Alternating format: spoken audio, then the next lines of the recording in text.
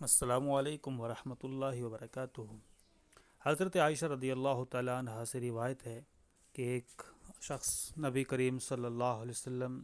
کی بارگاہ میں حاضر ہوا اور عرض کیا کہ میری ماں اچانک انتقال کر گئی ہے، میں گمان کرتا ہوں اگر اس وقت بول پاتی تو صدقہ کرتی، اگر میں ان کی طرف سے صدقہ کروں